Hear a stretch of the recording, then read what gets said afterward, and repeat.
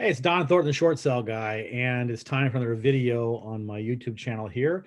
And what I want to do is talk about the speculation that has to do with whether we're going to have another foreclosure crisis like we had during the Great Recession in the between 2006 and 2013 or whatever, however long it was.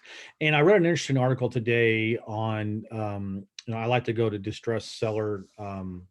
The distress seller website, and I like every now and then I like to go in there and see what the quote unquote experts are saying.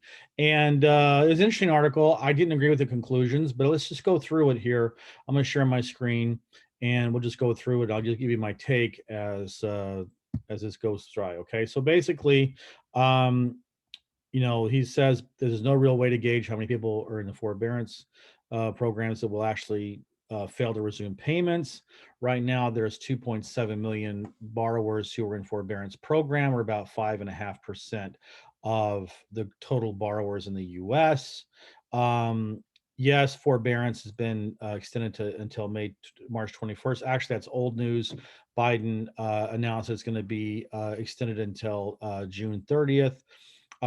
He agreed with me. In fact, in a video that I did, I don't know, about a week or so ago, I here on my YouTube channel, I said that I think it's going to be September at the earliest. He tends to agree with that. In my opinion, I think he's going to try to pull it off. I think my business is planning on having no federal foreclosures until the until next year. That's my opinion. We'll see what happens, but I'm preparing for that. I'm preparing for worst case scenario, and then we'll go from there. So his take here is that the vaccination is going to repair the economy. There's a tremendous amount of capital waiting for the economy to reopen. Businesses have capital to spend. Consumers have increased disposable income through savings. I don't know about that, honestly. I don't know about that. I disagree with that 100%. You'll see some foreclosures once the forbearance ends. It won't happen all at once, but I expect it to build gradually over an extended period of time. Look at the number of foreclosures or delinquents. So expect to see a range of 500 to 700,000 foreclosures occurring until whatever. I don't know. You know what? He says that's minimal compared to what there was. There was 3.7 million foreclosures completed in the Great Recession. True, but he says completed. Okay, that means they went to auction. But how many were there that were saved by either, they did a deed in lieu of foreclosure, or did a short sale, or whatever? I think that's pessimistic.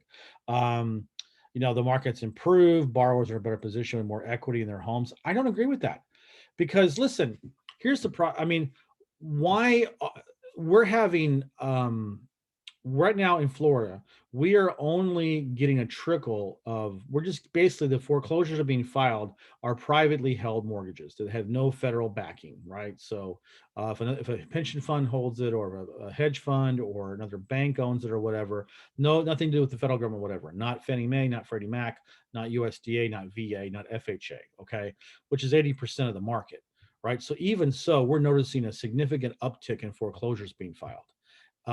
And what I don't agree with him on is that he says that homeowners have more equity now than they did before.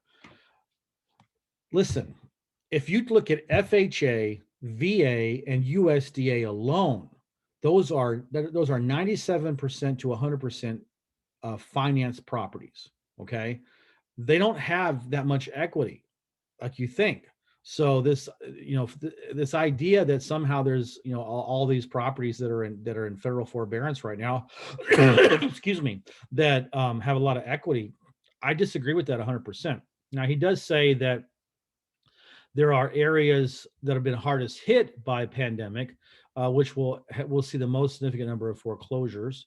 Uh, New Jersey has 20% FHA delinquency, and you see Florida is here on the list as well.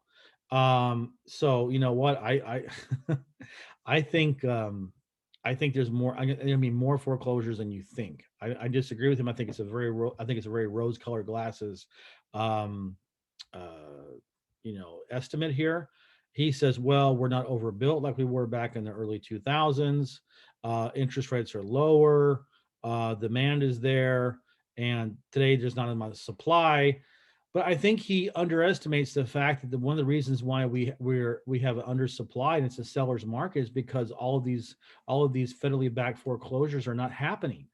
I mean, when those go on the market, you're going to see a market correction because there's going to be just many more distressed properties up for sale, and that is going to that all of a sudden there's going to be more houses up for sale, which means that it's going to start shifting more towards a buyer's market, and because there's not going to be this deficit panic about how, oh, we can't, we got to buy a house and there's 10 buyers every open house or whatever.